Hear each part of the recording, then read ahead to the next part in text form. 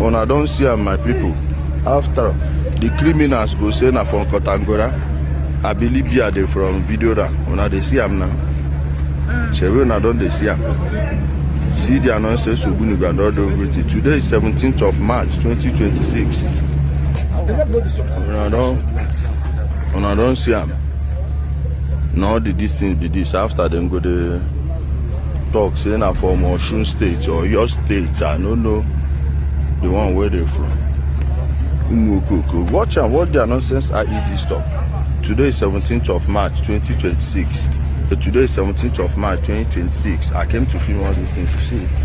After we go say na institution na this year. Mumpama. See I'm here. Oh, now look at where a journalist be this. This is NTA. This is NTA. Here are the things that these criminals are using to kill innocent people in Orsu. Watch all these things. This is their nonsense Obunigwe. This is the bucket own. This is the one they set up like missile. Very good and useless people. This is what they are buying people with. You see it. See how they connect them. Very useless set of people. Now if we here.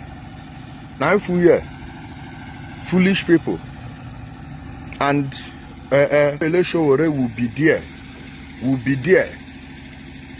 Doing his nonsense 1 million man march. But you know, see how many people even did the nonsense. Well, now they call 1 million man march. Madmen now na gather. See what they are doing to people here. Show where they come. See the innocent people. You are marching for the release of their leader. See, I'm here. See what they did to people. See what they did to people. Ndoshi. Look at all the ones we recovered. Imagine the ones that were not recovered. Many people are alive today. They will be dead before this year ends because one of these things will kill them. And you are there supporting evil. Don't worry, all of us will collect. Nze, name to mmadụ. Efe a ka etichara ọ chọghị iji ntị wee na IPOB. Emre eji meko moto abandon. Oh, moto n'ime ebe ụmụazị. Yeah, famous Kototo market. Oliver J. Weti egwu na Kototo international market. Desolation.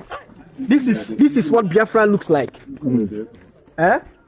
This is what Biafra looks like. Here na Pota Biafra Valley.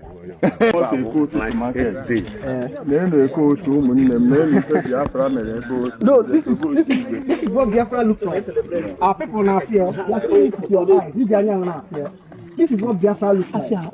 I know you're on social media. Now total answer. But look at it. Desolation, mayhem, anarchy, chaos. About a ghost town.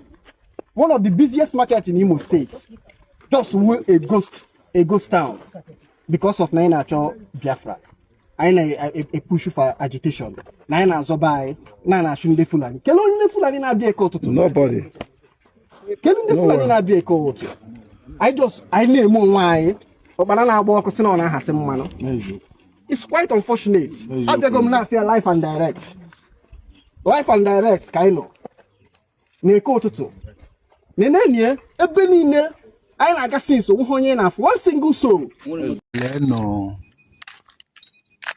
na nke Fideli ebe anyị na-abịa ata anụ ewu na-enwere aṅụrị. Leno shop, lele joint ahụ na-ewu ewu. Joint ahụ na-ewu ewu na afụrụ ya. Leno the joints. Tata bụ kedu ihe date taa award? Keta 26th. Lene ya. Ezigbote joint ebe anyị na-abịa ata anụ ewu pepe soup. Ifuru ya? Kesh shop mpụtụma. Na afrụ ka ọ dị. Shop mpụtụma. Lele ire eseje Sacred Heart from Ijele. For ya. Just imagine. Mboko mbe ka mbori mbe.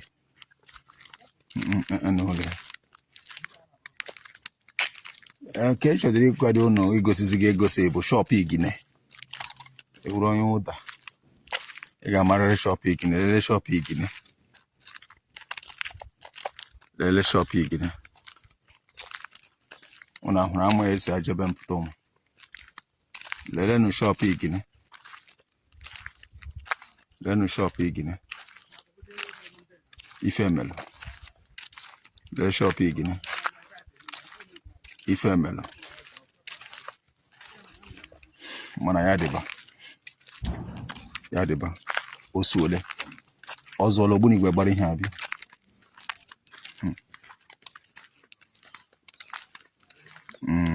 ụmụazị a na-enwude dị mma ịkpọrọ ha na-egosi ọsọ ha na-arụ ha na-eli ndị nke a na-enwude kwesịrị ịkpọrọ ha na ndụ na ha atụtasị aka ebe ha biri ha ya ka ha na-editọneti ya na-agbapụtasị